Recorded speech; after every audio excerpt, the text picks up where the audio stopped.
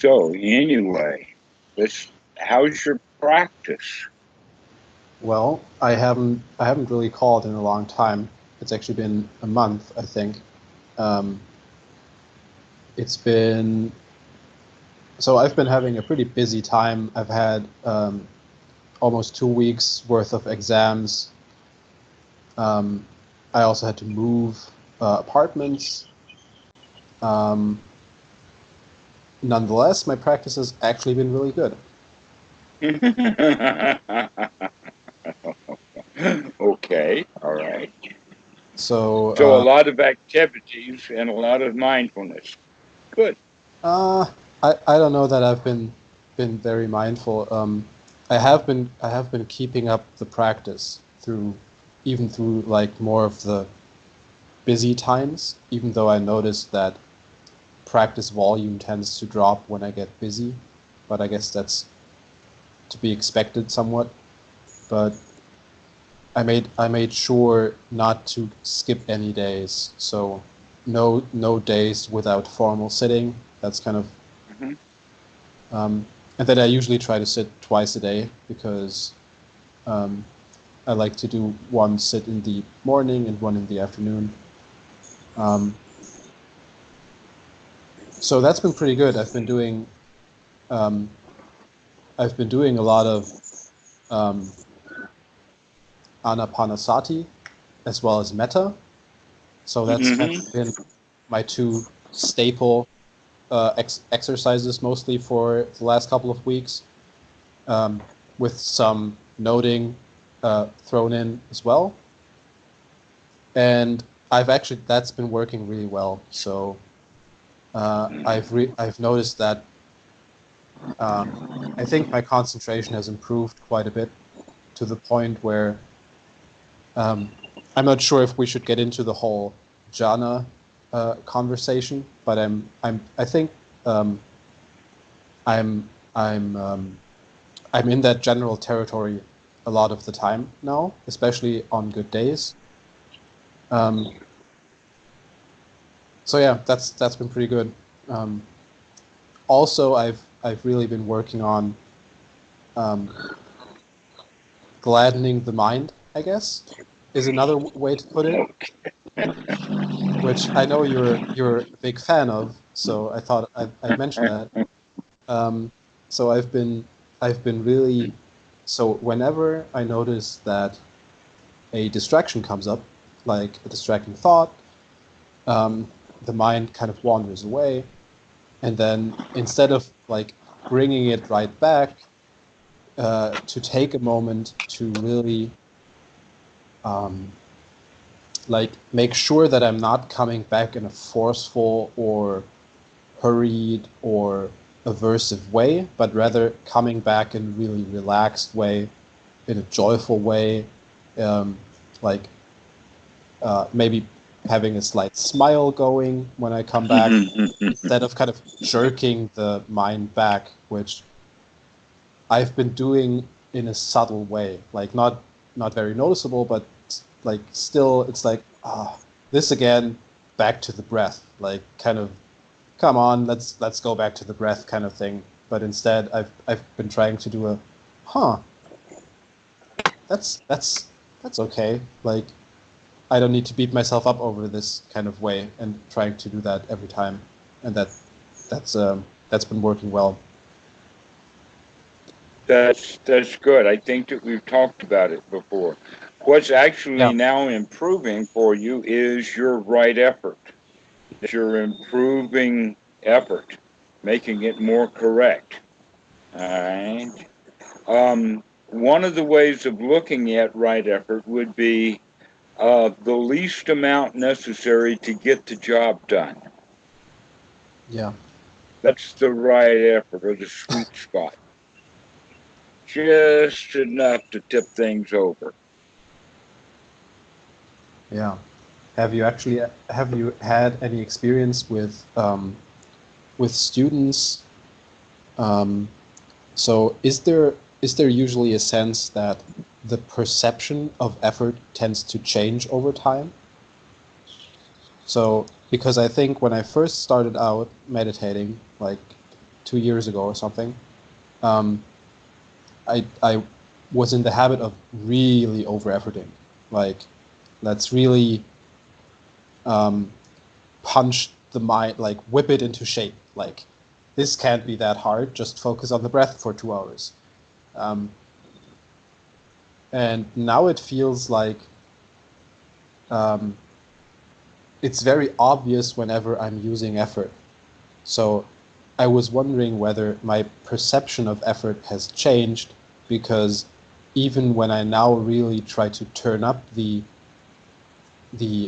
let's say intensity or the effort, it doesn't become that really unskillful over-efforting thing. So do you have any insight into that? Yes.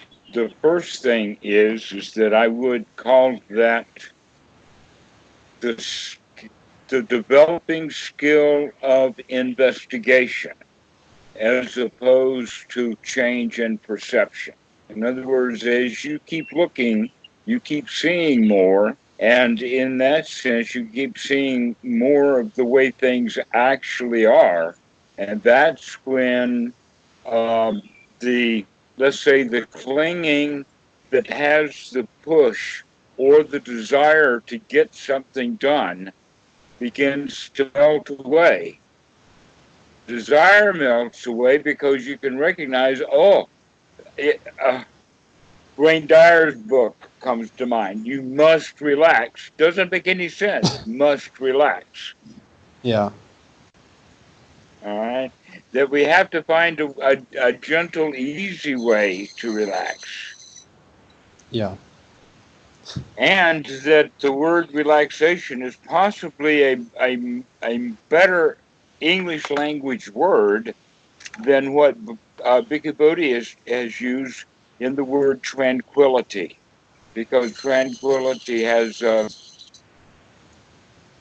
too much of a scientific or out of this world kind of understanding, and it also tends to go along with lack of consciousness or being actually out of it. But in fact, being tranquilized Yeah. has more to do with the animal being unconscious than the Yeah. fact that he's laying there relaxed. All right. So the word tranquilized is really the wrong kind of word. Is this But the translation of samatha as tranquility or relaxation? uh, I'm not sure. I got to tell you that much. I really don't know the answer to that. Uh, but I wouldn't be surprised if that's the same word that I'm thinking of that I've seen in English, but I haven't bothered to go research the Pali to figure out which exact Pali word that I Yeah, find that's fine. in. One of the places you'll see it is in the seven factors of enlightenment. Another one you'll see it as step 4 of anapanasati, to tranquilize the body, which in fact what it really means is to relax the body. Don't Yeah. sit there in tension. If you find tension, relax it. Yeah. So um, that's one of the ways of looking at that. But let's get back to this issue about uh, the word you used was perception, but what's really changing is actually your attitude and your view, which in fact, that attitude and view is partly manufactured by the process of perception.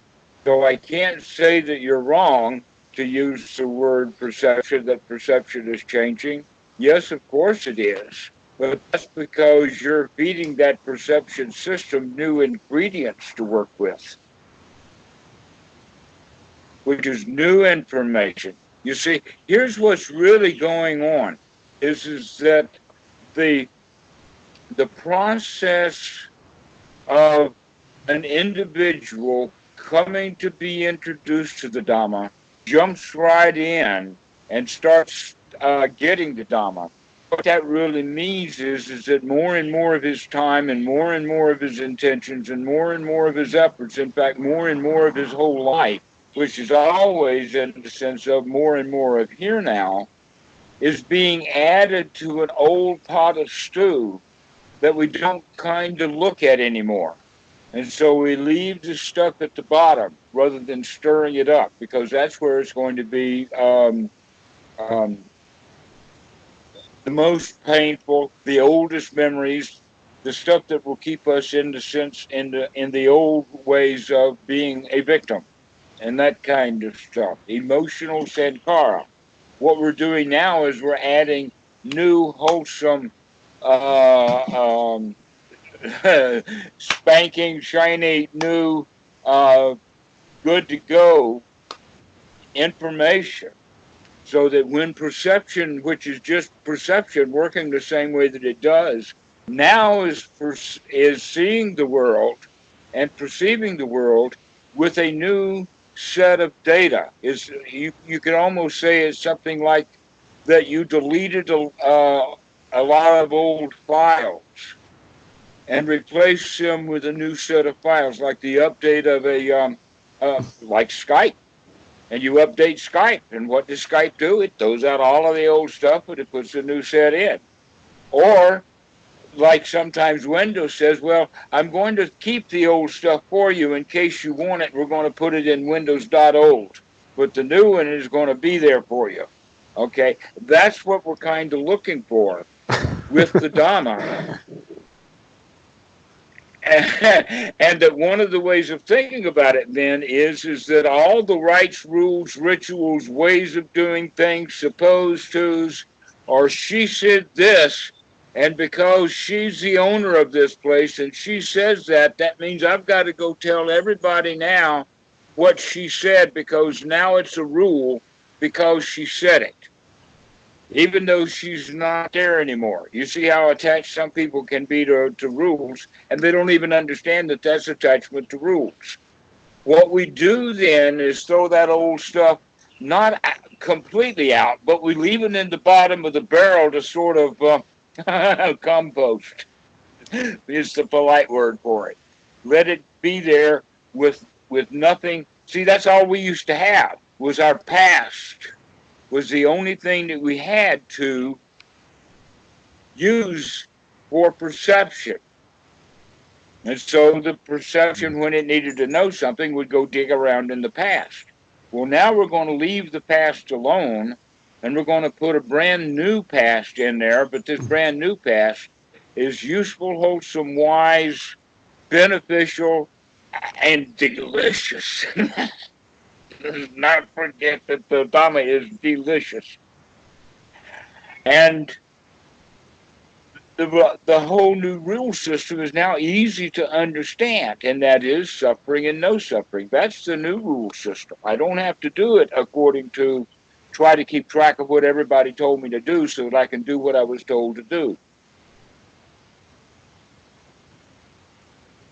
Yeah. It's to me, what it feels like is so both the so to bring it back to effort, I think both the effort I'm using has changed over time, and also all my conditioning and my perception that kind of tells me what that effort, like that feedback mechanism that tells me, oh, now you're using this much effort, that system has also changed. So it's kind of like shooting a moving target where it's really difficult to tell what's going on because you're making it difficult. You're in the habit of making things difficult. This is not so much a problem to me right now. It's just like it's pretty curious that it can be really hard to tell what's going on if like several variables are changing at the same time, and it's hard to disentangle which is which. That's right. That's in fact what many computer people do. You've got a problem and they'll go through a whole bunch of stuff and do this, that, and the other thing, and then they'll reboot, and when it comes back up, the problem is gone, but they don't know what they did that fixed it. Yeah. Or they did a whole bunch of stuff to their computer and screwed up all kinds of things, and you still got that problem. But diagnostics says, no, you make one change and then you test. And then you put back the things the way that they were. And then you test to make sure that the whole problem is there. And then you try something new. But that takes discipline, because that's the scientific method. But if you go make 3, 4 changes, okay, so you're right. You do now have several variables that are at play there, but yet the result is quite satisfactory. That these variables are these variables are changing in a way that is bringing joy, great joy, and the way to kind of keep track of it then is to recognize it that um, consciousness changes often because of not only the sense organs, but the fact that the sense organs change during a windstorm, during darkness, all kinds of things that are changing on the outside that will affect consciousness itself. But perception is more like a mechanism.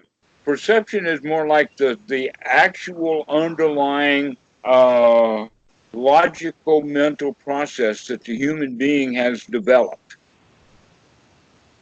that I would say would be outside of the Sankaras. It's kind of the inbred that basically what's important is to make sure that the perception gets the good, right data. Mm. Because if it's getting good, right, up-to-date data, then the data that is fed, the perception is actually going to wind up very close to what the outside world actually is. But the older the data, especially old data that's got emotion built into it, is then going to color the object in a way that's going to give us feelings. That other people can see that same thing and they don't have those feelings because they don't have that old past. An Yeah. example of that would be the swastika. Some Mm. people go absolutely ape over the swastika, mostly because they were alive during World War II and saw all the American propaganda about how much they hated it. But not everybody in America has been fed that same propaganda. So now when they see the swastika, they don't have that same kind of emotional rage that one generation had. And that's just one example, but that's a big one that you can see kind of widespread as a cultural issue. And then you reckon, wait a minute, if the cultural has that much influence on that many people, then look how much the entire culture has on people in general, to keep them separated, to keep them tribal, to keep them full of anger, to keep them desiring things, to keep them wanting more money, better clothing, a bigger house, a house we don't need. The house that we have now is too much to either pay for, or it's too much to maintain. And yet the desire is bigger, bigger, more, on and on. And that the culture actually promotes an instinct that's built into us. And that instinct is that the world is dangerous. We need protection. But the reality of it is, in our frontal cortex, we can say, wait a minute, there's no danger, and I've got everything I need. This is great. Life is wonderful. Why don't I just sit down and enjoy it? Because there's no place to go and there's nothing to do. But no, our culture doesn't allow that. Yeah. And that they train us from childhood. And so part of that old stuff that we've been trained in all of those years, all of that cultural stuff, gets settled down to the bottom so that we don't access things anymore. And so we wind up with more real answers to real questions. That's the way that perception as a system works. You give it good data. It's almost like the computer itself. the part of the brain that does the actual processing, that gives us a sense of reality on the inside of the mind. Another way of thinking it is that the internal mind is like a projection screen, and it projects something on the mind that is reminiscent of what the camera saw, but it has got to be projected. And what is the projector is perception. But what the projector is projecting is a roll of film that had been sitting on the floor forever how long, and it may have some problems of its own. Never mind the aging quality of it. And so if we go and we put that reel of film in, then what we project is not what's actually happening. It's something that happened in the past. Yeah. So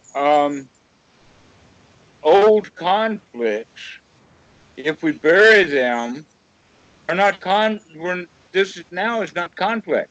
The conflict is over. In fact, the American Indians can have a ceremony about burying the hatchet, which means burying the conflict.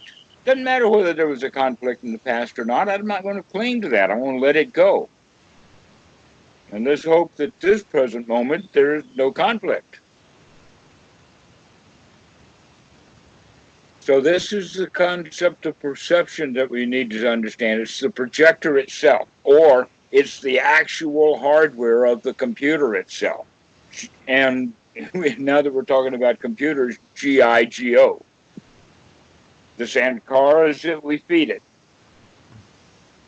The garbage in means that the outcome is our actual understanding consciousness, which is called a salayatana, that which impacts us, is going to be tainted, garbage out.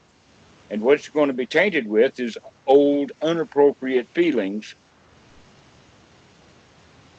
like the feelings of anxiety. Why feel anxiety? Well, I've been in the habit of feeling anxiety. That's why. It's a habit. But if we bring new habits in and pile them on, the habit of being at rest, the habit of being at peace, the habit of being satisfied, the habit of being a winner, is all based in the skill of sati, to remember to be that. So that we keep coming back and coming back and coming back, and in the process, we're beginning to fill the mind with wholesome ways of viewing. Yeah. So it's a process that happens. Yeah. I've noticed that there's many layers to right effort in my own practice, where previously I was working under the paradigm that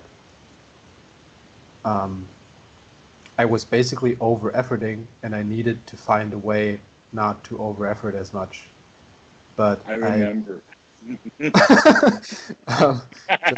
Just to catch up the YouTube audience, I've been having some problems with that for the past 20-something years.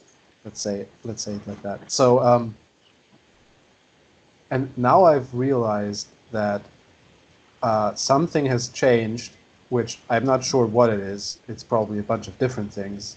So now I can both be relaxed in the meditation and really apply effort. So I can apply effort without becoming tense. And so I can really, let's say I'm doing anapanasati and I really want to concentrate on the breath. I really want to not miss a single breath and really stay on it in a really diligent way.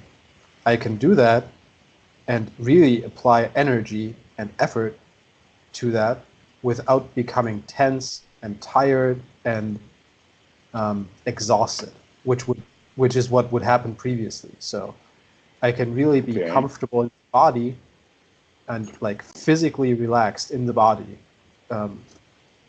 while also like powerfully putting my mind on the breath moment after moment, which I wasn't able to before. And I tried to do that same thing, and what would happen is it would work for about a couple of minutes, and then the mind would get tired, and it's like overtraining a muscle, I guess. And now it's kind of trained a bit more.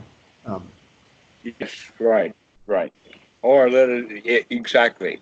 Momentarily overtraining, as opposed to overtraining in the long haul. Mm-hmm. And we can talk about the distinctions between that. Would be overtraining over the long haul would be the mind grasping and with, let us say, powerful effort marching through the jhana states. Okay. But that would not be the best thing to do. But before I go too far, let me ask you this kind of question. When you do have the mind in the state that you're talking about, what's the point? What's the purpose? What are we going to do with the mind like that? Just get more concentrated? I guess eventually the point is to use the concentrated mind for insight practice, right? I mean, that's kind of the Okay. whole point. Like, get it get it to quiet down in there a bit, so I can actually investigate without being so distracted. Maybe. Okay. Exactly so. And that is, in fact, what you're beginning to do, is you're beginning to investigate. And one of the things that you've investigated and found is that, oh, wait a minute, there's several dials here that are moving around on this board, and I can't really figure out what's going on yet. All right. And the answer to that is keep investigation, keep looking, and you'll see. That's why I've been hanging on with this stuff about the old Sankaras and whatnot like that, because the old Sankaras is going to be one of those dials that gets turned up and down from time to time. And then the new Sankaras, the ones that we're developing now intentionally, we're actually paying attention to what's going on, that dial we're hoping to go up as we develop our skills. And so those are two out of the three dials there. But there's other things like the important thing though is just kind of stay out of the past and remember to stay out of the past because you've already gotten the insight. Oh yes, pain comes from the past. Thinking about the past brings on remorse, guilt, wanting do-overs, creation of new problems to solve. Oh no, you're so right. Yes, the Buddha is so right. I'm only right because I can see, yes, that's exactly how the mind works. So it's better to stay out of the past. In fact, there's a lot of poetry about that. Poetry in the sense that in the Majjhima Nikaya, the best thing to do is to not translate this poetry into prose, but to translate it as best we can into actual poetry. Mm. And so it's left that way. There's several poems in it, and one of them is this one about that it is better to stay in the present moment rather than going into the past. That the past is dangerous. So with this insight, then every time you can see that this very powerful bear trap of a mind that you have starts into thoughts of the past, that needs to be Johnny on the spot and say, aha, I caught you. So that we can stay out of the past as much as possible. That's what we want to do with that mind. We want to take it and put it on guard. And it's like what we're doing, our job is to guard a very dangerous prisoner. In fact, a snake or an alligator. and we're the zookeeper. All right, and so we have to stay awake and alert to this dude. And so that we need that kind of a sharp mind, because most people, they when when the alligator wakes up, they become the alligator. They are the alligator, and they don't even know it. This is one of the new rebirths. That's what the Buddha actually means by taking birth. This is that we take a birth based upon an old image from our past, and then we relive that, we recreate it. So the very monsters that we have in the subconscious or down in that Sankara pool, when it gets brought up and being put into the processor, the perceptual system, is when the feeling arises that eventually gives the birth to that very same monster that was in the Sankara to begin with. We recreate it. Every time, for instance, we get angry, that process is reoccurring. Because in the present moment, you can recognize there's nothing to cling to enough that I'm going to argue over. What's to argue? Does God exist? Is that something to argue about? Do I exist? Is that something to argue about? Is Ford better than Chevrolet, or is BMW better than Mercedes? Yeah, that's the 10 unanswerable questions thing, right? I have heard 10, and I have heard 4. Okay. And I would say that one would be one of the 6 that I don't know. Of which is better. But as far as what we were getting at is rebirth, then that means every time, for instance, sports team, two people get in the argument over which sport team is better. Well, they're not going to argue about sport teams they don't know. They're only going to argue about sport teams that they not only do know, but they cling to it as if this is my sport team. And they cling to it more and more every time they go to a game, or every time they think about it, or every time they wave their flag, or everything like that. Just adds a little bit more weight on it. My sport team, my sport team, my sport team. So that it eventually, I am the sport team. And now when somebody challenges the sport team, they're challenging me. And that's one of the ways that happens. Or a deeper one would be, my dad loved that sport team, and he got into a bar fight and got killed.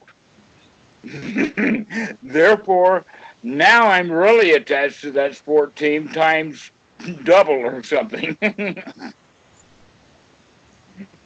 So I'm really going to have a chip on my shoulder about the sport team. And I'm out looking for fight. So this is also the very things that kind of happen with people. And that the best thing to happen is for a whole new layer of good advice, right views, right efforts, and everything to kind of pile in on that old rubbish of the Sankara again and picking on.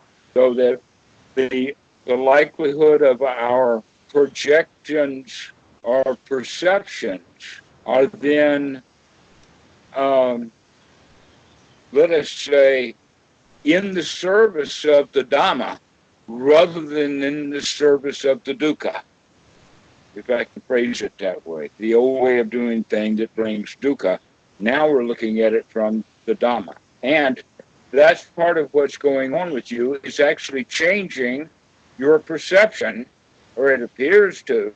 I'm claiming that it doesn't necessarily change perception, but it certainly does change the outcome of perception, because the change was actually now partially from the new data, the new income, the skill developed, the joy. I've made an observation that is probably right in line with what you're saying. and I haven't really. This is kind of in the same territory.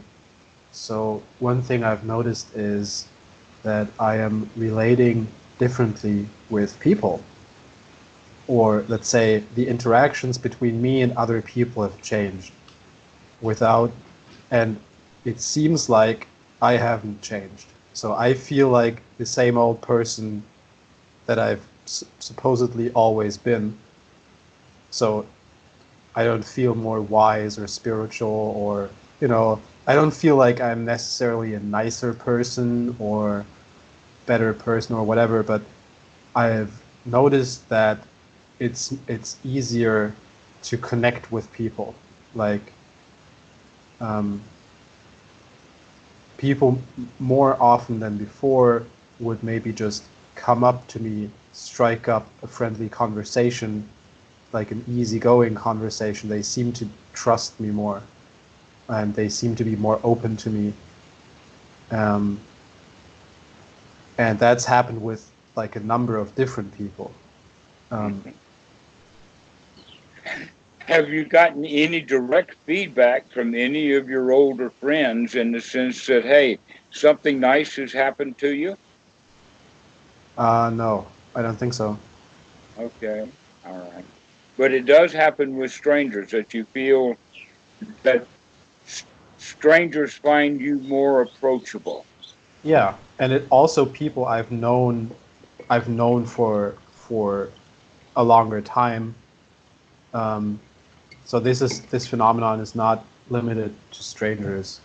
It's it seems like it's been happening with like almost regardless of what type of person it is. It just seems to be like the previously a lot of the time what would happen, I think, is um, maybe I would just uh, what do you call that? Like non-verbally send the message of, like maybe I'm in a bad mood, maybe I'm angry, without even realizing it myself. So that kind of like broadcasting that signal that don't talk to me, I'm a mean person, like stay away from me, which I myself wouldn't pick up on, but other people could pick up on it pretty easily. Um, that's my working hypothesis of what's going on. Let me confirm it 100%. I might speak of it in different language, but yes, that's exactly what happens. That's And good. it fits in exactly with what we've just been talking about. Yes. That there was some, I used the word monster, so let's leave the label of this monster off and just put it in monstrous category. And so that monster from time to time comes up, and it may come up without you knowing about it when you're around strangers or other people, and you become a little bit defensive because of this monster that is on guard for people. By that, it colors your uh, perception from that old data, and therefore the feeling winds up being that you kind of feel like the monster, and you're certainly now behaving without moving with the monster, because that's part of the mentality that's going on without it ever coming consciously to the mind. In fact, it could remain a hindrance at that level of hindrance of ill will, and you didn't even know that. Now that you're beginning to watch the mind, that stuff is not going to be nearly as powerful. And as you're doing the pile on that we're talking about, it's going to become less and less effective at coloring your underlying feeling system. And by coloring your underlying feeling system, that means that that monster actually takes birth very less often. Mm. And all of this is happening naturally for you, but it's not happening completely ignorant to you, because as I'm walking you through this process, you're saying, now that I'm reflecting upon it, I can see, Yeah. yeah, that's what was going on. Yeah. The way And by be Go ahead. I kind of suspected this, and I didn't put it in this language, but I might more put it in like psychological terms and maybe talk more about nonverbal communication and whatever, but I guess it boils down to pretty much the same thing. It points to the same process. What I was kind of maybe reflecting on, or one thing that really stands out to me is that it can be really, so this is something that's like obviously a fruit of my practice, right? So this didn't come about like just out of nowhere. This is obviously connected to what I've been doing these past months. And it, however, like while I was doing that practice the whole time, it wasn't obvious to me that this was happening. So only now, after the fact, kind of in hindsight, can I kind of reconstruct what was happening. And like what I was getting at is that it's so hard, and this is the same thing with the perception thing. It's really hard to, or maybe I don't have enough insight into that process where it's hard to tell what's going on, and it's also it's really easy to think you're not making any progress because you can't see it. And then like suddenly... Yes, I know. I was waiting for you to say that so I could jump in and point my finger at you. Okay. Yeah. The first thing that I would want to say is that congratulations for being able to see insight, hindsight. That's a major, major milestone. You need to congratulate yourself for that and stop demanding too much. But this is not over. Okay, I've gotten that advice before, so more and more people are piling on with that advice. It seems to be there might be something to it if everyone's saying the same thing to me. Sorry, that was a bit ironic. I meant it though. Yeah, you're right. Okay, so now that we're seeing that, wait a minute, this is not over yet, that there is more to be seen, and that one of the things to be seen is the actual process that's going on while it's going on, and you've got all the tools now that you need to see that if you're watching. If you've got that really sharp mind that you've developed, then you can be Johnny on the spot, so that whenever you're around strangers, you can start watching what's going on inside and how you feel and what's the changes, and start looking at those dials and meters and things like that in the moment, and you'll begin to figure things out. Yeah. Is that what investigation is? That's just I don't know anything else. Yeah. When they investigate, they do it with evidence that's there in the here now, hoping that that evidence points to the real past of what happened. That's why the police do not allow anybody to mess, and do not like with people messing with their evidence, because it'll change the whole story. Well, now that we've seen the evidence of one crime, the next time we're going to walk into the crime as it's happening, we're going to see the real crime scene. Yeah. I always thought that, so this type of investigation, I don't know if I've always been doing it, but certainly now I'm definitely doing it a lot of the time. But so these words can be kind of tricky, because I always thought that investigation would be way more, I don't know, like difficult or advanced, or you would have to be a more advanced person to kind of make use of entertaining? What's How that? about entertaining? The investigation is entertaining. That the ingredient that's missing, that's needed, is curiosity. Yeah. Yeah, that's the only missing ingredient. It's not something that's advanced. When you're curious about something, you really investigate what's going on. You become really interested in it, almost devoted to it, figuring it out. Yeah. And that's, in fact, that's what we're going to be doing with the Dhamma in general. But um,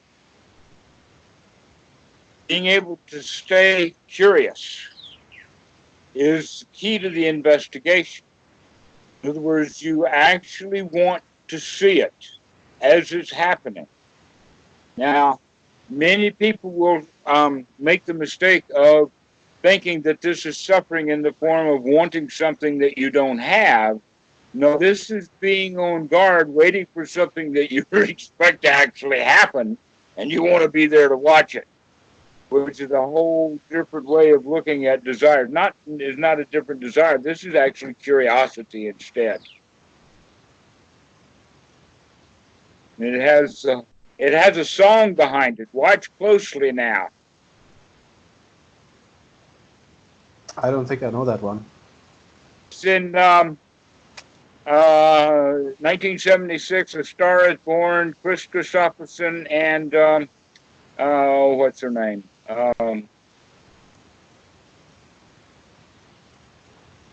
The lady with the big nose and the good voice. I'm looking it Barbara up right now. Streisand. Yeah. Barbara Streisand. Watch Yeah. closely now. Christopherson song. Okay, so you can play it later, but it does have a quality of joy right in the song. One of the lines is of the master. I'm freeing you from the master musician from the lies that you've been told. So it's about freedom. Watch closely now. It's very Buddhist, so I don't think that the guys who wrote the song were particularly Buddhist, but they were spot on. To be able to figure out the lies that we've been told means that we have to watch closely, have to see what's going on, have to Yeah. learn the cons, especially the ones that we play on ourselves, Yeah. which you're already recognizing. You're beginning to see it. The first hint was, oh, things are changing in my personality such that other people are having a different reaction to me. Now let's look at that. And when we put it through the sequence of events of Paticca Samuppada that we've talked about so many times, we begin to say, oh, right, I recognize that there's something in the past now that I've got to unravel. Let me watch for that so that I can see how perception is building an image that is no longer appropriate. And the other thing Yeah. is you want to watch it die. You want to say, no, I can change that. I do not have to go that way. I Yeah. greet people with a warm smile, a chuckle, glad to see you, or Yeah. anything else that you want to, rather than the old habit of whatever you were doing. Yeah. That's actually that's kind of like the residual, or like the monsters hanging out in the basement that hasn't been cleaned out fully, and they're kind of still hanging around somewhere in there, and then like something gets triggered and it pops up. um, one thing in that regard I've been noticing is I've been focusing, or I've been keeping up with the generosity practice. And Oh, great. Tell me um, about the generosity. Let me make one point and then do the generosity. The basement, okay. yes, you're right. The basement has a monster.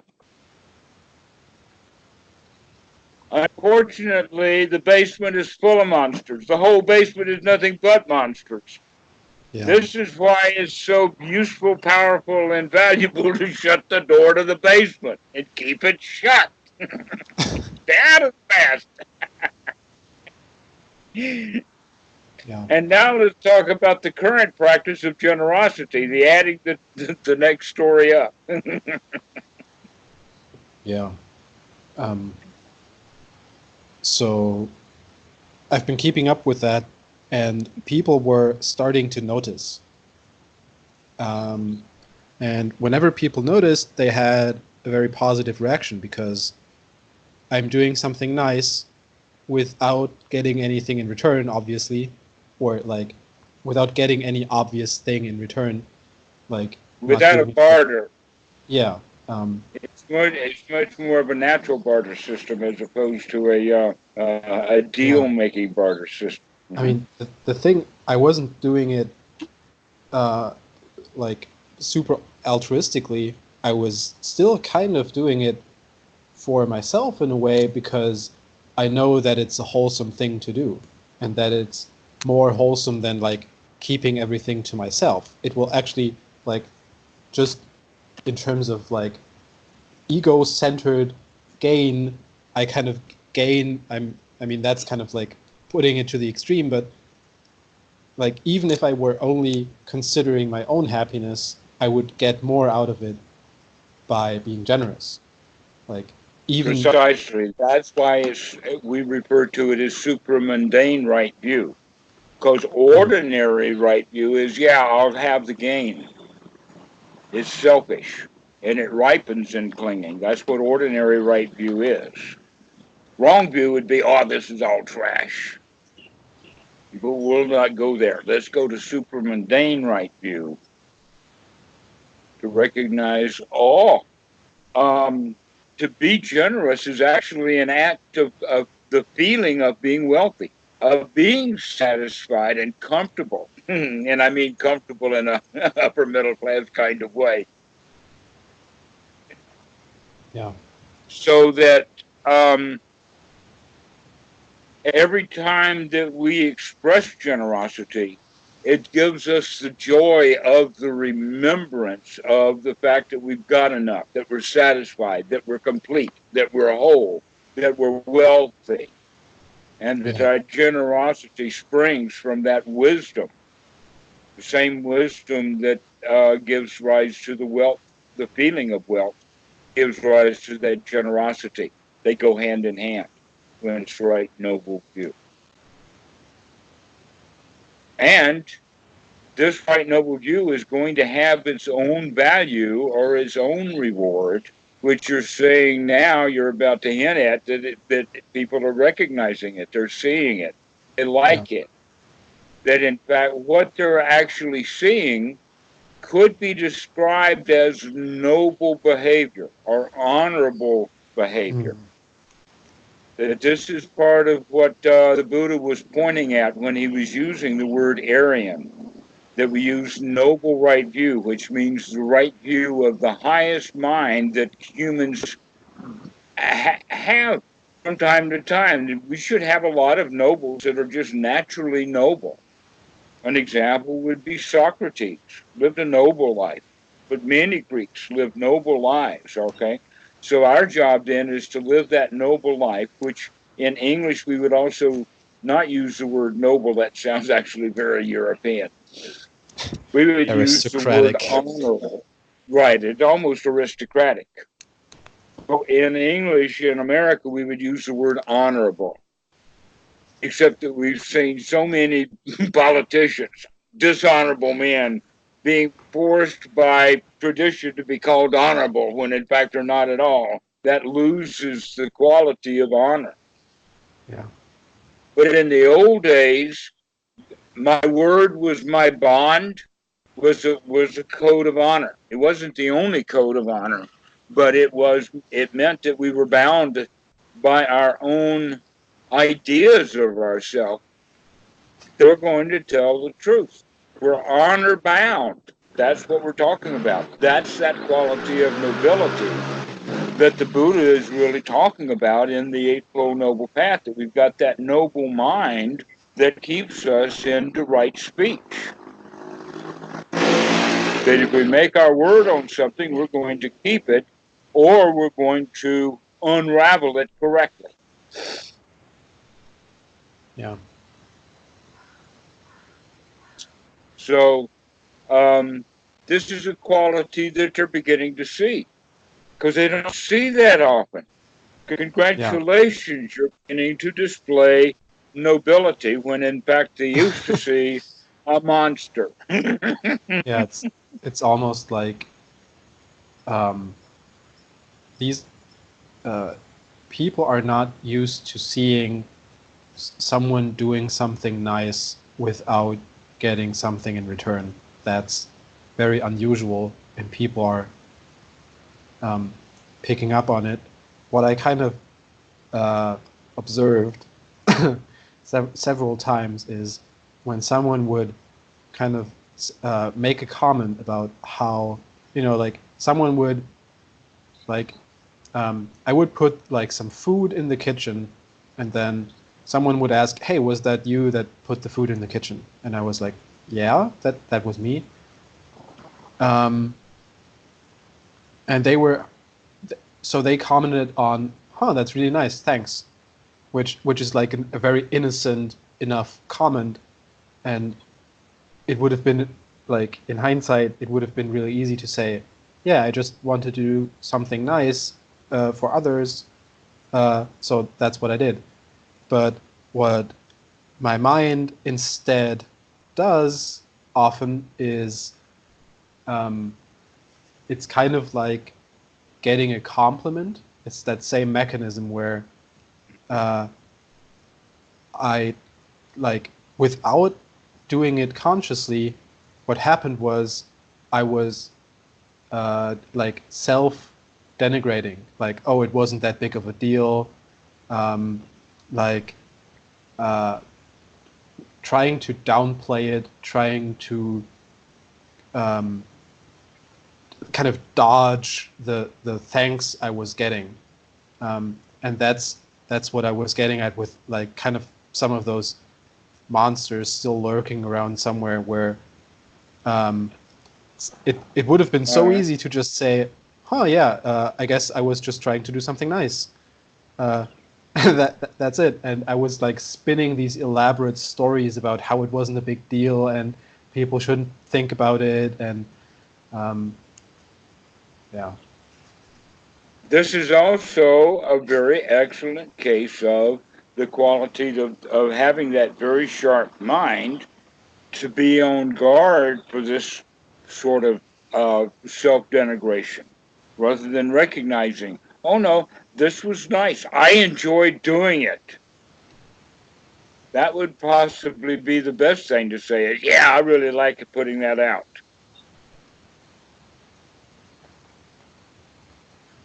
Because Yeah. that would be the real thing to say. Or you could also go so far as to dig a little deeper and say, oh, it's a game I'm playing with myself. I'm practicing generosity, and it really works. And that's all you have to say. Now you've got them thinking. Yeah. But so long as the old monsters come in and grab hold and take over and get reborn, oh, that's not good enough, or it's no big deal.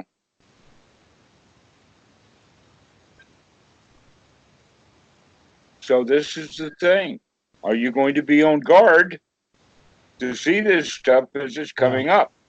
You're Yeah. already starting to pay really close attention already. So now the next step is to watch closely now. Yeah. Now I'm like the first time it happened. So this happened twice, uh, in like pretty much the same way. Um, and the first time it happened, I was like, huh, yeah, that's what I always used to do. So that's very typical behavior for me. That's the exact way that I would have reacted a couple of years ago. That's like the entrained habit pattern that's just playing out. But when it happened the second time, I really noticed that when the person was commenting on it, like um, I was in that moment, I was like. I was getting caught in the act of being generous, so to say. So they were kind of catching me in the act of doing like my generosity thing.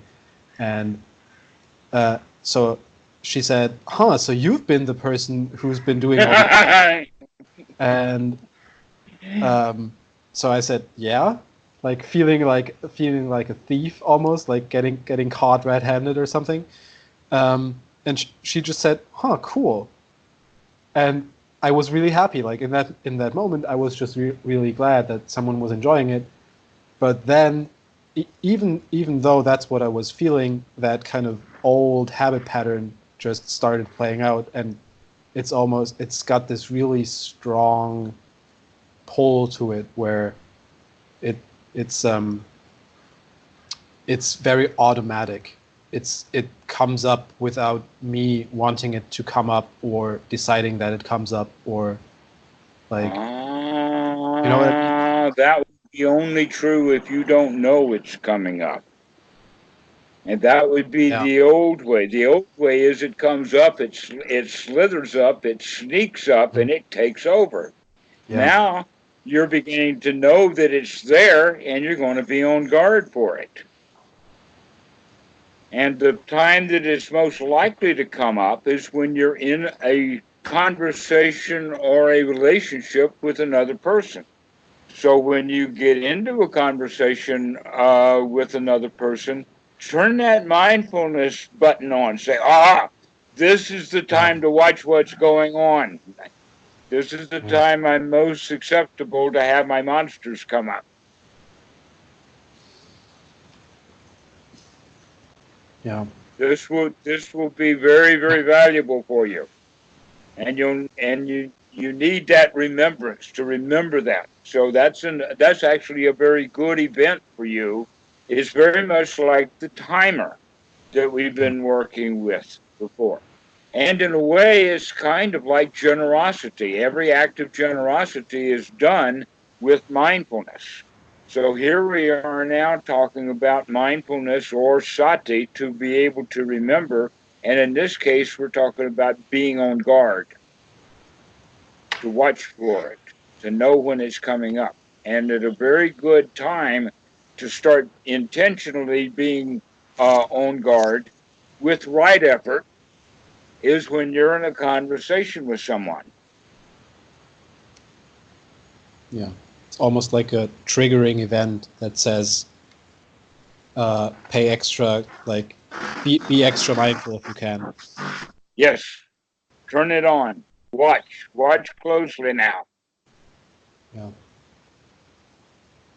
Let the wizards free you from the lies that you've been told. This monster is a lie. It is inappropriate for you to belittle yourself when people are uh, referring to you. You've yeah, probably done that way when you were a young kid. You got picked on. You were bullied.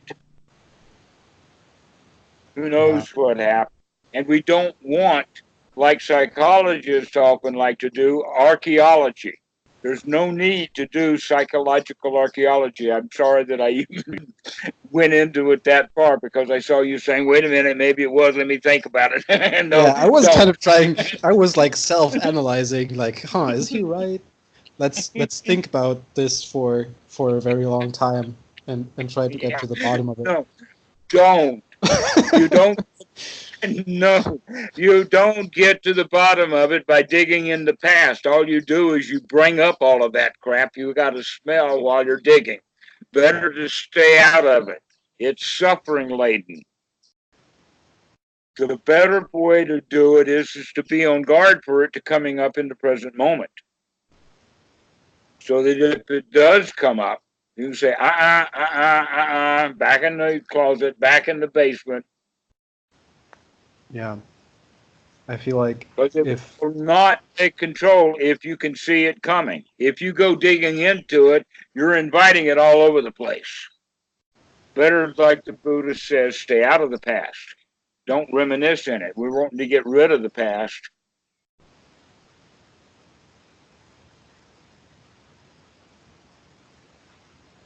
yeah, I was.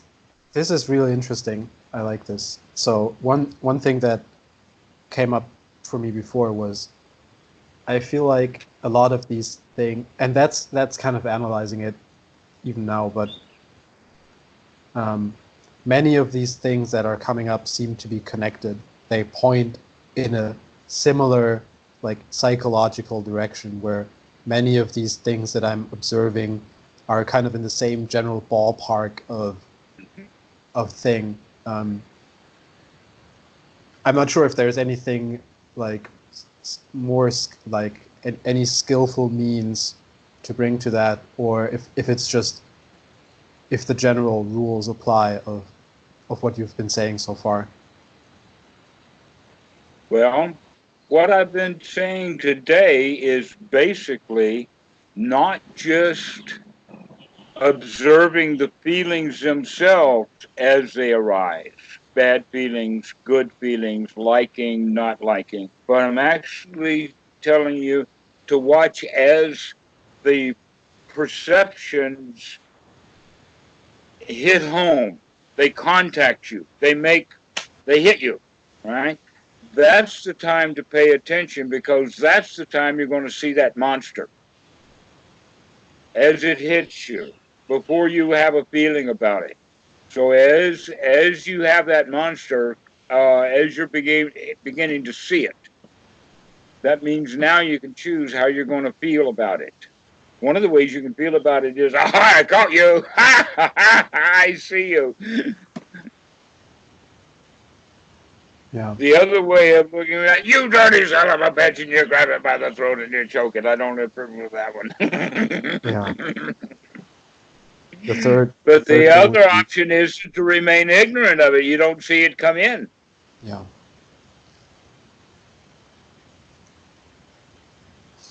Yeah.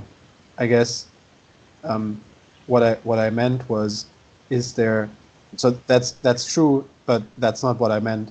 Kind of,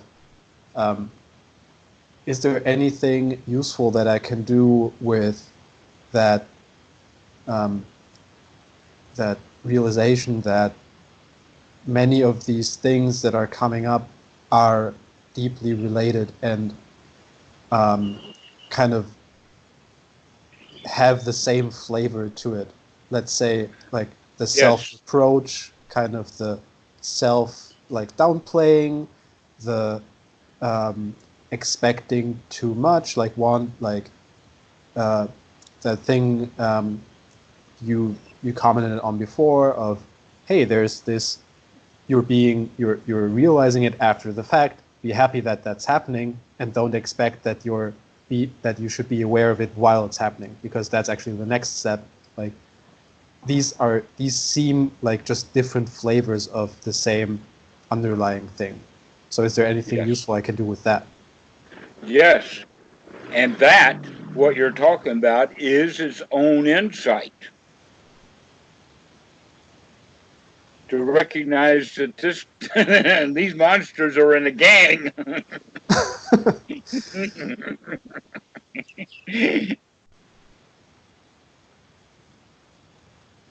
And so now the gang quality is something to look for also. Anything that's coming up. Uh,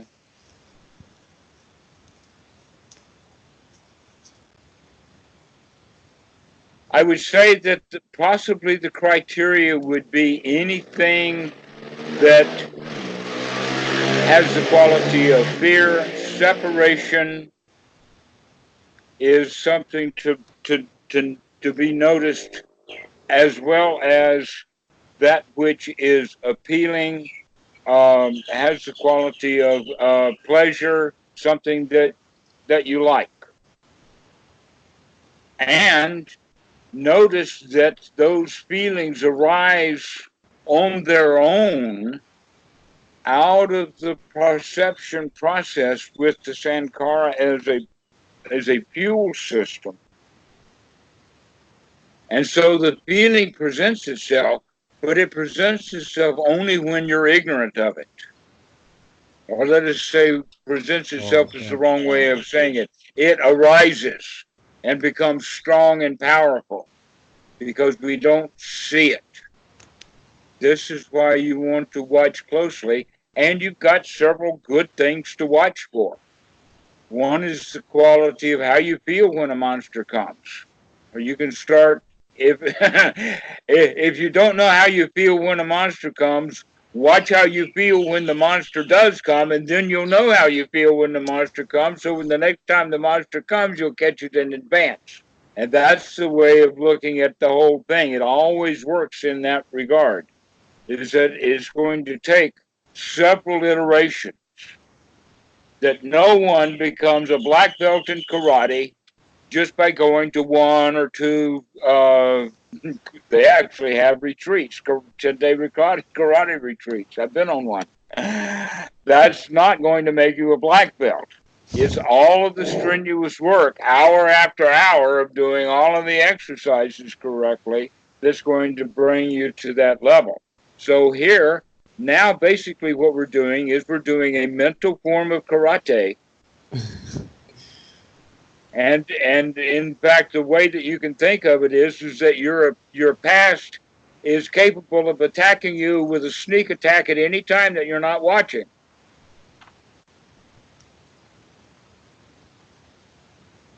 And for you right now, it looks like that's most likely to happen when you're around other people.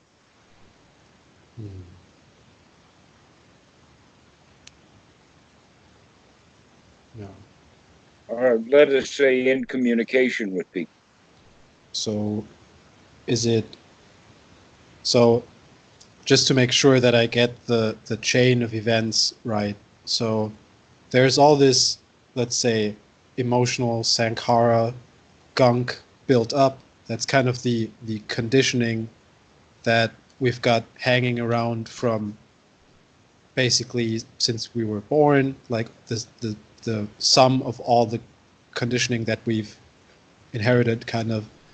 And then so a situation comes up, so and in it, like, in what order does that then play out? So the situation kind of triggers a feeling first, or no, the situation we have to understand is a situation on the outside that you became conscious of. Yeah. And so now you have to figure out what you have just seen. You have to figure out what's going on. That you have to figure out. The figuring is perception itself. Figure out what it is that you're seeing. Yeah. All right. In that sense, figuring out, is the person coming towards you friend or foe? That would be the old way of doing it. In the old times, you want to watch people coming. You want to know whether they're going to be friends or enemies. Well, guess what? That's left over from our past. We actually do that, but it's built in.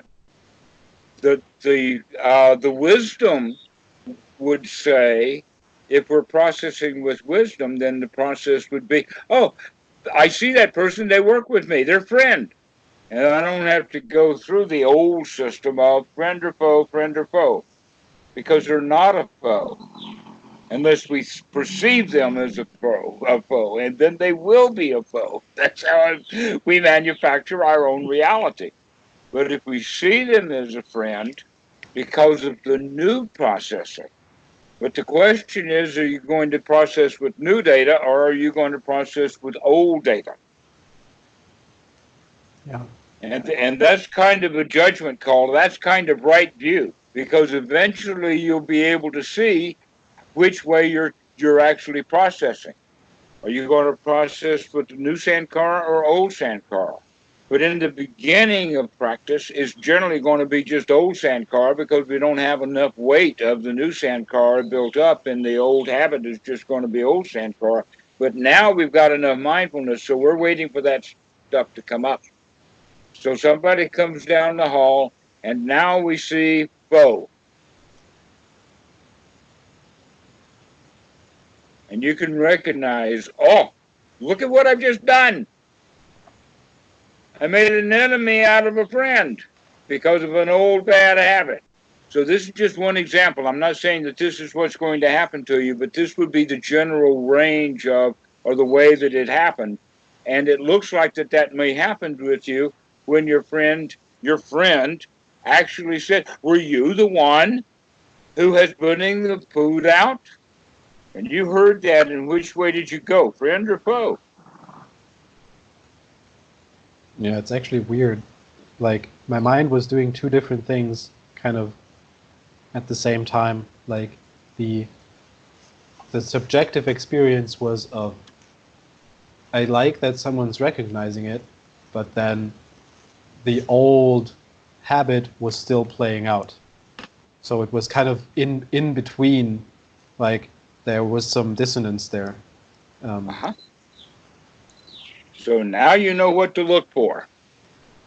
One of the things to look for is that dissonance between the new and the old. Another way of looking at it is any time that you begin to make somebody an enemy and you feel it. You feel like because there's some fear, there's something wrong, there's something not right here. When you can see that stuff coming up, you can say, wait a minute, the actual reality is that this is a friendly situation. So you can begin to choose how you're going to feel if you can catch it in time. And then after she's left, guess what? Now the old bean is doing the same thing over again, and your job now is to catch it when it comes up. That monster will not go away for a while. Are you sure generosity is the right thing for you to do? Or whatever the thought is. It's not that big a deal already, you know. yeah, what the form it usually takes for me is reflecting or maybe ruminating would be the correct word on the fact that how I could have done things differently and better. So kind of like ruminating around in the past and thinking of things I could have done differently, which is Yeah. super unhelpful. I can really see how that's really unskillful. So I'm getting stuck in the past big time, and then eventually the stickiness of that fades away, and it kind of I can let it go. But in the immediate aftermath, it's almost like this compulsive thinking about it, kind of like turning it in the mind, like looking at it from different No. angles. Now that you can reflect and you can see that, the next time that that happens, you'll say, aha, I see you. Yeah, This is excellent. This is exactly the kind of progress that we want to make with the Dhamma. cool. Cool. I Exactly. yeah, I'm chronically not appreciating the effort, the progress I'm making. It never, like my brain is at this moment incapable of seeing it. I'm just trusting you that you're right because you know more than me, but it's really hard for me to actually tell, like to like The words viscerally you're feel it. saying right now and your facial expression are incongruent in the sense that your words are saying that you're trying to apologize for your good work. Yeah, But the facial expression is one of joy, that there is actually satisfaction there, that you're yeah. beginning to feel the satisfaction. It's not that you have to trust me. You're already getting it. If you think that you're going to get any benefit out of trusting me, sorry, pal. Yeah. You're going to have to see this stuff for yourself, and you already are. So give yourself credit for seeing what you're seeing, because you're really beginning to figure things out. That's what insight meditation is all about, is taking a really deep, close look. Yeah. And it's like a cat that's got a mouse in the house. The cat just kind of knows there's a mouse in the house, and now the cat's on alert. Mm. And then it goes through an inspection, and that cat's very diligent, and eventually he'll figure out where that mouse is hiding, and the game is on. So too with you. Now you know that there's a mouse in the house, or with the word we've been using is monsters in the basement, but you know what I'm talking about. So is this actually also a part of investigation? So This is it. It's not part, this is it. okay. In Yeah. fact, you could say in general, the investigation is the Dhamma. Or another way of saying it, because they did in the old days, they called it the path, to investigate the path. Now we break it down into the investigation of suffering and no suffering. Then we break it down into the Four Noble Truths. But again, not as a literary assignment or something to remember or memorize or give as a speech, but rather something to see in this present moment, to see that suffering. And in this case, what we're talking about is to see that monster, because that monster is actually the suffering that's based in the past. And if you don't watch out, it's going to hit you in the present in just a very microsecond or two. And Is so we there? don't have time and we need to be on watch. Yeah. But all the monsters are the same in the sense that we don't like them when they come up. Yeah.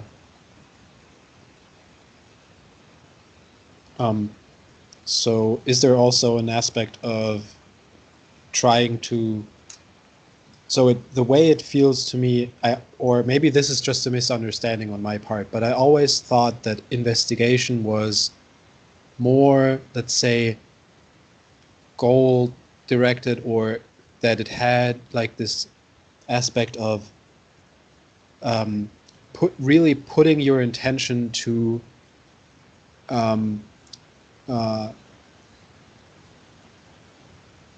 really discerning the qualities of something. Like, let me really try to pinpoint the dukkha in this situation. Like, really, Have we maybe not actually analytically. been doing that? That's exactly what we're doing. I cannot think of anything more correctly stated than what you have said, because that's exactly what we're doing. We're watching close. Okay. Except perhaps you were thinking that what we were investigating was something highfalutin or Yeah. esoteric or Yes. out there someplace, some magical knowledge or whatever. Yeah. In fact, what we're actually doing is we're digging, literally, we're digging through the dirt. Yeah. Or more to start, we're on guard duty waiting for the gorillas and whatnot to crawl out of the dark. Yeah. And It's that's in, a different example. That this is not this is not spiritual um, astrology, astronomy, rather. This is not spiritual astronomy. This is spiritual guard duty.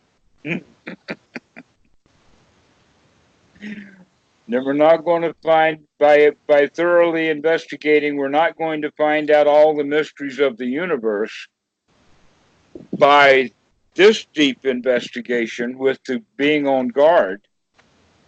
Instead of discovering the mysteries of the universe, we're going to be discovering the mysteries of one's own mind, which is far more important. A lot of people can discover the mysteries of the universe and still be unhappy. But if you discover the mysteries of the mind and how to deal with the mind so that you're happy because you choose to be, and you've got that kind of power and control over your mind, then it doesn't matter whether you get any mystery solved out of the universe or not.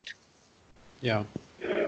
Okay. And in fact, that mistake that you're talking about was the very mistake that everybody was making, even the Buddha himself before he became enlightened, was looking for this solution to the problems of humanity on the outside. If we can only get the sun to behave the way that we want it to, and rain when we want it to, and you know the 9 yards, okay? Or maybe we do the right puja to the right God, and then we'll get the right harvest. Always looking for the outside, and the Buddha says, no, we got to look inside. So here, what you're looking for, and it says, when I'm investigating, then I'm going to investigate the mysteries of life. No, you're Yeah. going to be investigating the mysteries of your mind. That's the thing that needs to be investigated. How does perception work? What kind of garbage does it feed?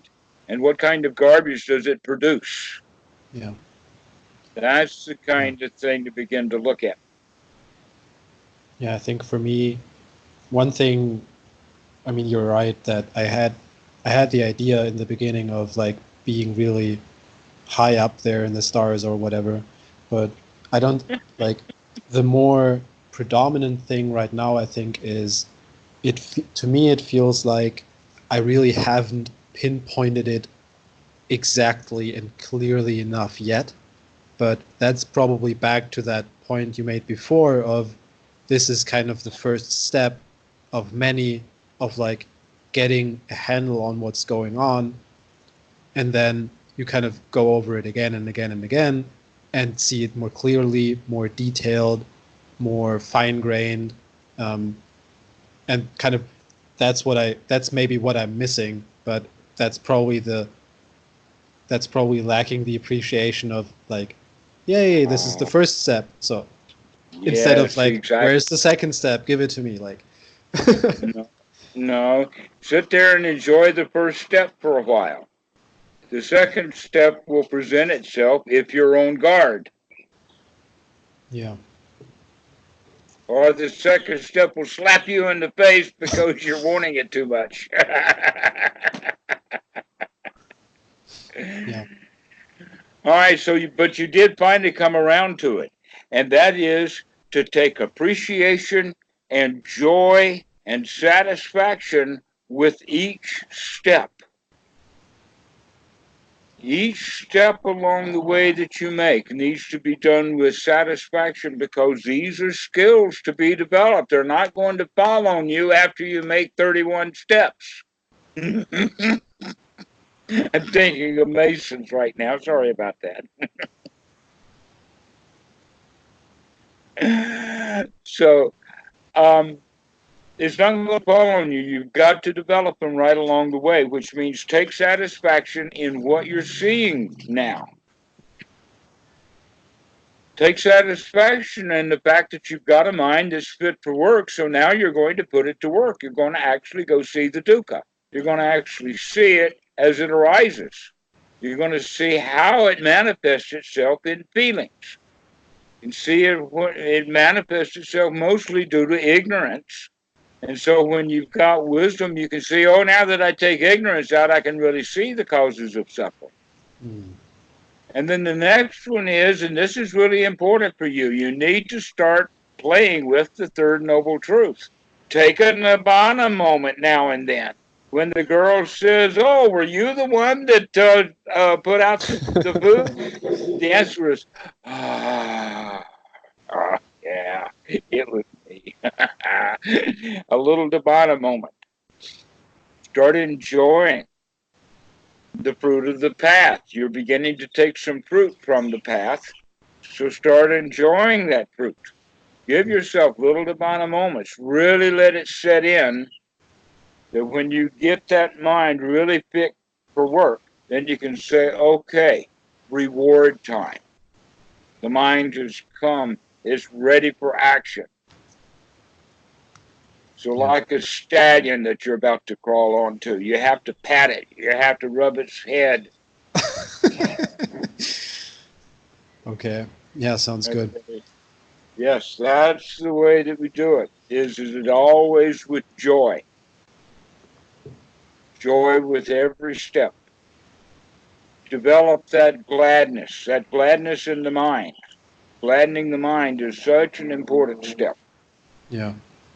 One And you thing can that's see it in action because look how without that joy in the mind, you allow the monsters to come up and take control. mm, yeah. One thing that I've noticed is that almost so I've built up some momentum with the gladdening. Like something, I don't know exactly what it is, but something kind of took root. And so I've got like a bit of momentum with the gladdening, such that even when things aren't going very well, and I suspect that everything might get much, much worse, I find myself like almost involuntarily uplifted sometimes. Like it's like I'm just about ready to spiral off into like some sort of negative feedback loop, but like it's really surprising. Like suddenly this kind of momentum shows up that says, "Hey, how about we do a little bit of like smiling and gladdening and um, it's not that I'm calling it up. It feels almost like I can't. Like at that moment, it just shows up, and that's a really nice surprise, kind of. Yes, those are little divine moments.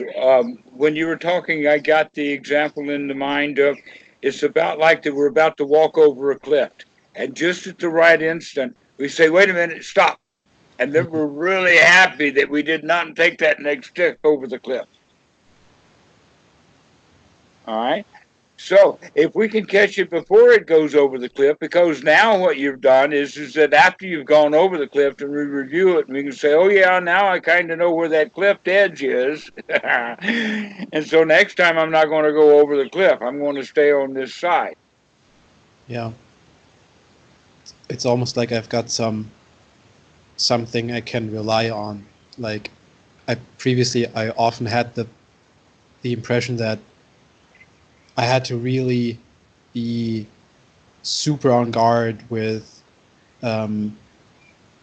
like maybe negative mental states, where now it's like it's not that I'm like relaxing my mindfulness, but I've created, or through practice there has come about this aspect of the mind now which is really aimed in a positive direction, and that's there now, and so I can that's like pretty reassuring. There's a part of the mind that goes in a wholesome direction out of its own thing, like without me having to do it. It's now there, and Exactly. that's maybe the new layer of Sankara that's been added on top of everything else, that's now like exerting its influence maybe a bit. Yes. And I would call that new collection would be the skill of the developing skill of right attitude. Okay. Not the attitude of a loser, but the attitude of a can do. We can do this. We got a positive attitude, a can do it attitude. Not that, oh, we'll struggle and maybe we'll get it. No, Yeah. not we can do this. All right. Strong can do attitude. And that's to be developed. That's a skill. And you're right, it becomes a Sankara, but in a way it it almost lays down a layer of cement over the old Sankara so that they don't even have a chance to come up, because that right noble attitude is all that the perception has as data. And it does not have a chance to get down to the monsters in the basement. So in a way, we can say that right noble attitude then walls up the door to the basement. Yeah. So this is a way of thinking about it, and that's becoming stronger and stronger for you, that right noble attitude, which needs to be practiced over and over again with that good, strong mind that brings on that noble attitude. We can do this. We can do it joyfully. We're successful already. Yeah. Yeah, it's something you can rely on. That's really nice. I previously had the feeling that um, there was the danger of like everything falling apart, like crumbling under my hands as I was trying to keep it together. Like, I guess that's like fear, stress, like fearing that the the like progress I had made uh, would reverse or would kind of go away. And now I'm seeing this process that's pretty durable, like this aspect of the mind that's kind of just there and says, that's not fickle. Like it's not as fickle as I would have thought. Like even when things are going bad, that thing is still there and says, "Here's all the things you've worked on, and that's not like jump off the cliff right now." So Right, exactly. Let's do this. We could do it. Exactly. That's the change in attitude that we're talking about. And I like that. I can see that in students as it's happening. For you, it's budding. It's coming. You keep practicing with this. Keep watching. Keep noting what's going on in the mind, and the stronger this will get. good. And the time for you to watch most closely is the time when you're about to meet other people, or when Yeah. you're in conversation with people. You should flip that switch on and say mindfulness, full steam ahead. Yeah. Watch closely now. Watch closely, but not watching them, but watching how you feel when you're with them. Yeah. Watching what you're doing with your own mind. Hopefully, just slightly before you start having feelings. Yeah. And enjoy the process. Enjoy the game. Hmm. That's the best part. Is now you've got something interesting to do. Yeah. Yeah. Curious, that's what we mean by curiosity. This is interesting. Well, I've got a whole new toy to play with. I've been carrying this thing on my shoulders and I didn't even know what it was for. Yeah. Turns out the head is not just like for wearing hats. Exactly. Exactly. It's for living a good life. That's what it's for. A noble life. One that's worthwhile living. Yeah. I've got one last thing before we check out. Okay? I'm actually going on retreat on Monday, so in 2 days. Just letting you know that I will be um, unable to call for probably a couple of weeks again. Okay. Where are you going? How long who's running? The whole. You're, you're I want not to know. I want to you're know. not going to be pleased. So I've had this on the books for a long time, and it's finally come about. I've got a 16-day retreat here in Germany, and it's in the Mahasi tradition. It's the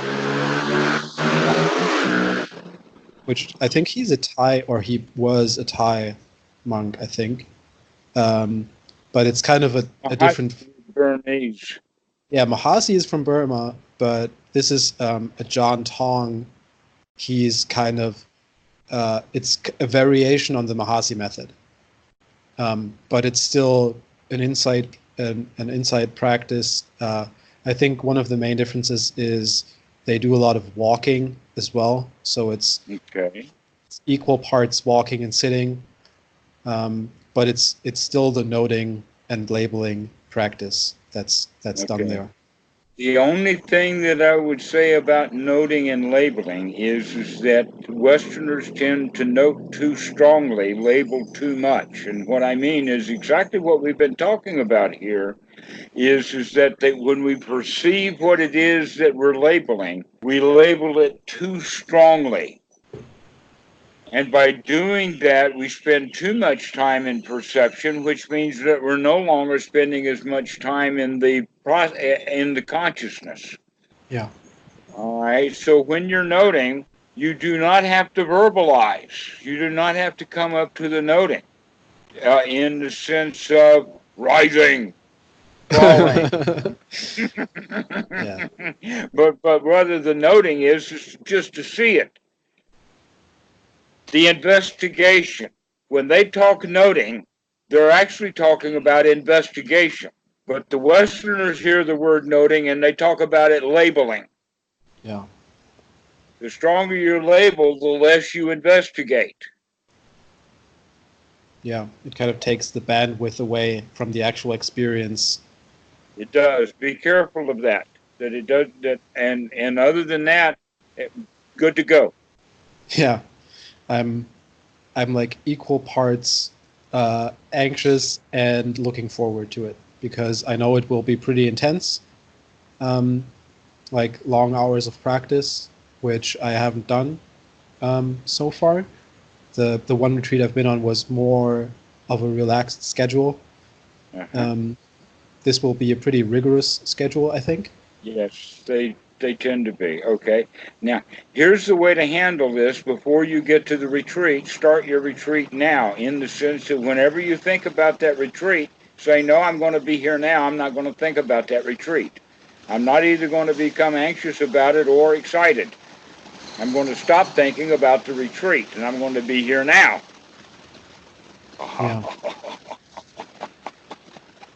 Yeah, yeah, Because otherwise you might be in a great state of anxiety by the time you get to the retreat, and then you're screwing it over. No, be here now while you're not in the retreat, and then when you get to the retreat, really be here now.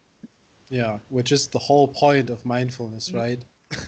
Like Exactly.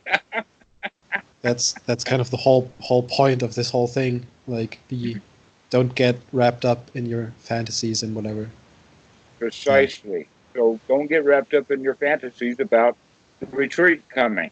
That's future oriented. Stay out of the future. Close that yeah, attic door also. yeah, But congratulations. I'm really glad that you're going on a retreat, and I'll be very happy to hear all about it when you come back. yeah. I'll be sure to give a good report when I'm back. All right. Well, don't worry. Be happy. All right. Sound that's sound advice. I'll keep that. I'll keep that in the back of my mind. Retreats should be to be enjoyed. Yeah, I'm not. I'm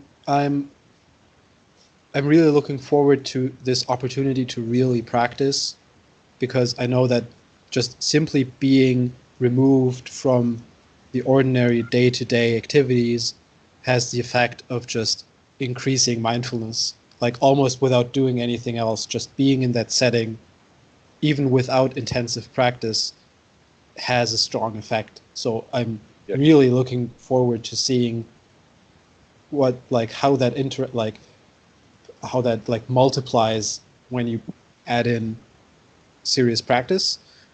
Um, I'll I'll do my best to try to enjoy it even when I'm like super stiff from long hours of sitting. Well, I you'll have a lot suspect of I might not be always able to do that, but I'll try. walking also. If you get too stiff from sitting, it's okay to stand up just for a moment and then sit back down. It's Hmm. better to do that kind of gesture because then you can be mindful while you're standing. Mindful for a moment while you're standing and then mindfully sit back down. You don't have to do that often, but you do have it as an opportunity so that there's no terror about, oh, maybe my legs will get stiff. Oh, no. Enjoy the moment. Knowing that you can take care of it. Okay, sounds good. Excellent. Thank you so much for your time today. No thoughts about that retreat. All right. Yeah, I'm keeping it together. I'm not spiraling into anxiety. Um, that it hasn't gone that far. There's been some, but I've been keeping it in check, kind of seeing it come up and just watching it. Um, Good. so I'll see you in about 3 weeks, I guess. Okay. See you. Bye.